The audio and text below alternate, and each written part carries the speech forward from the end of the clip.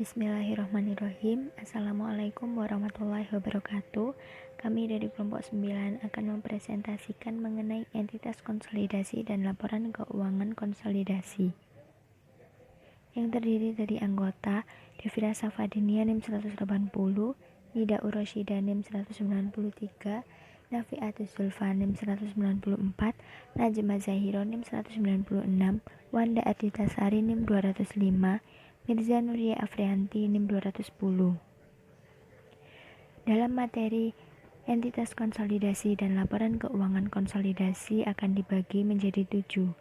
A. Pengertian laporan keuangan konsolidasi. B. Tujuan laporan konsolidasi. C. Manfaat laporan konsolidasi. D. Perusahaan induk dan anak dalam konsolidasi. E. Pelaksanaan penggabungan usaha melalui akuisisi saham. F. Entitas pelaporan dalam konsolidasi. G. Gambaran umum proses konsolidasi. A. Pengertian laporan keuangan konsolidasi. Konsolidasi adalah dua perusahaan atau lebih yang bergabung bubar demi hukum, dan sebagai gantinya dibentuk suatu perusahaan dengan nama yang baru. Meskipun secara keuangan perusahaan baru tersebut mengambil alih aset, hak, dan kewajiban dari perusahaan yang dibubarkan.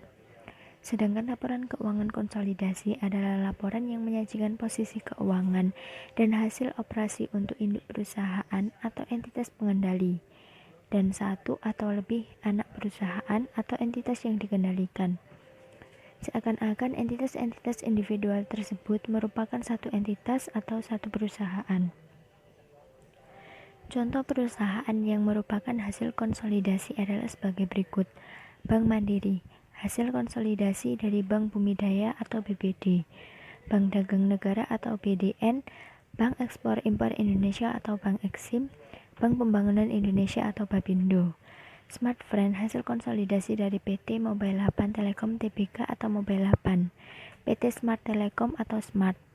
Indonesian Professional Reinsurance atau IPR, hasil konsolidasi dari PT Reasuransi Internasional Indonesia atau Reindo, PT Reasuransi Nasional Indonesia atau Nasre, PT Tugu Reasuransi Indonesia atau Tugure, dan PT Maskapai Reasuransi Indonesia atau Marine.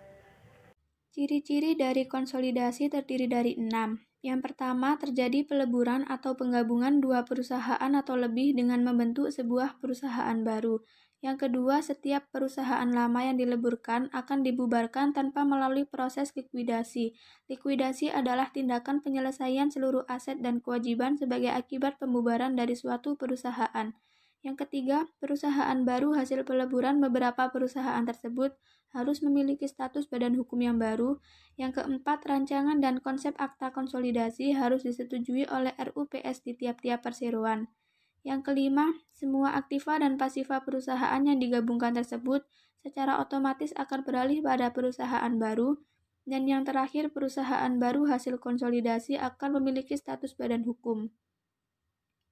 Untuk subbab yang kedua ada tujuan dari laporan konsolidasi.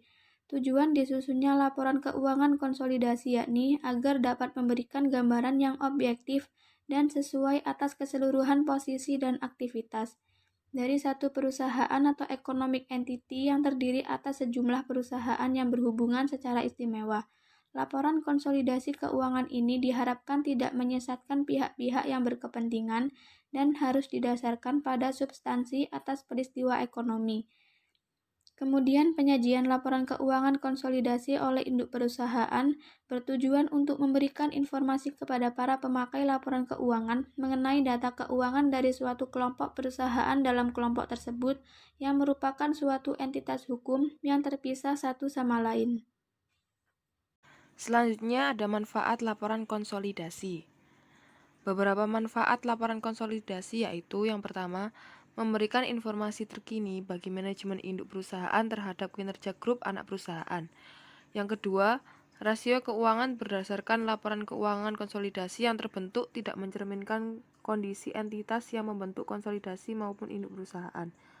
Yang ketiga, dapat memberikan informasi terkini bagi manajemen induk perusahaan baik mengenai operasi gabungan dari entitas konsolidasi dan juga mengenai perusahaan individual yang membentuk entitas konsolidasi. Yang keempat, untuk kepentingan informasi pihak luar, kepentingan jangka panjang, efek anak perusahaan terhadap induk. Selanjutnya, perusahaan induk dan anak dalam konsolidasi. Perusahaan induk. Perusahaan induk terjadi karena memiliki sebagian besar 50% atau seluruh modal saham dari perusahaan lain, sehingga berhak mengendalikan operasi dan manajemen perusahaan lain. Perusahaan induk didirikan dengan tujuan khusus untuk memiliki saham-saham dan pengendalian perusahaan lain. Pendapatannya dari dividen saham yang dimiliki, sedang biaya operasi semuanya berupa biaya administrasi. Perusahaan anak. Hubungan antara perusahaan induk dan anak disebut hubungan afiliasi. Adapun cara pencatatan investasi pada perusahaan anak, yaitu A. Sebuah perusahaan dapat memperoleh saham perusahaan lain melalui pembelian perkas, melalui penukaran dengan surat-surat berharga itu sendiri. B. Sebuah perkiraan investasi dibebani sebesar harga pokok saham yang diperoleh. C. Apabila pembayarannya dilakukan perkas, maka perkiraan investasi itu didebit sebesar jumlah yang dibayarkan. Apabila aktiva lain diberikan dalam penukaran, maka investasi ini harus dicatat dengan nilai wajar aktiva yang diserahkan. D. Investasi dalam saham perusahaan anak dilaporkan dengan judul investasi dalam neraca perusahaan anak.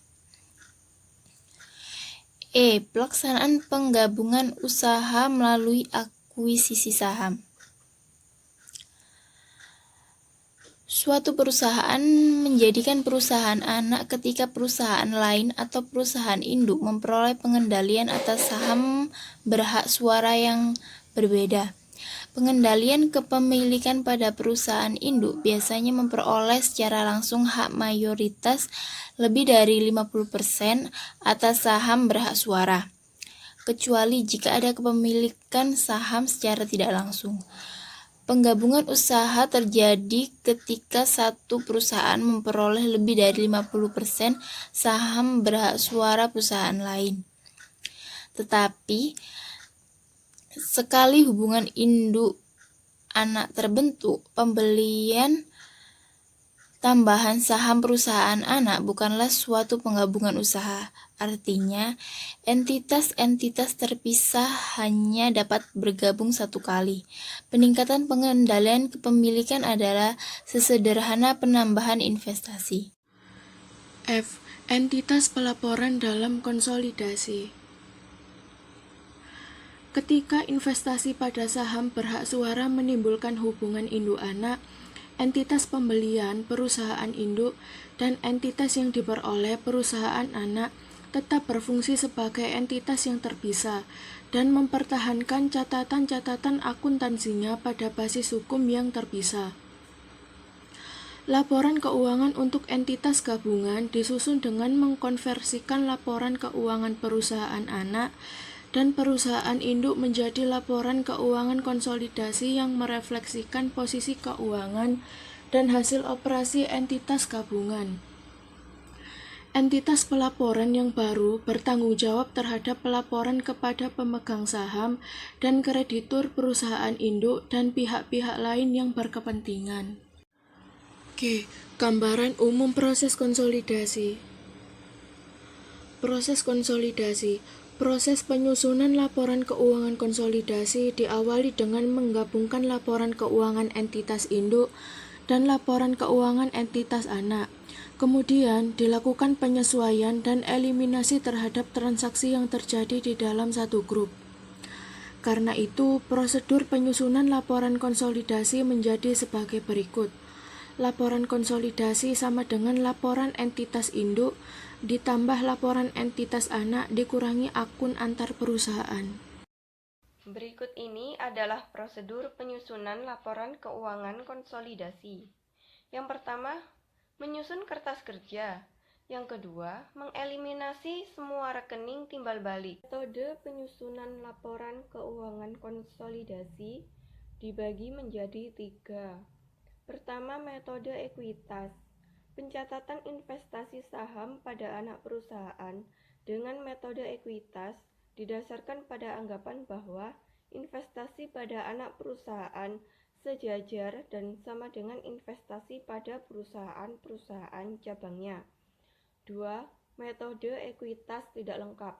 Metode ekuitas tidak lengkap digunakan oleh beberapa perusahaan didasarkan pada asumsi bahwa penerbitan laporan keuangan konsolidasi hanya sebagai laporan keuangan yang disiapkan bagi para pemegang saham. 3. Metode biaya. Perusahaan induk mencatat pendapatan ketika investasi saham perusahaan anak memperoleh dividen dari saham tersebut. Sekian yang dapat kami sampaikan. Jika ada kesalahan, kami mohon maaf. Semoga presentasi ini dapat bermanfaat. Wassalamualaikum warahmatullahi wabarakatuh.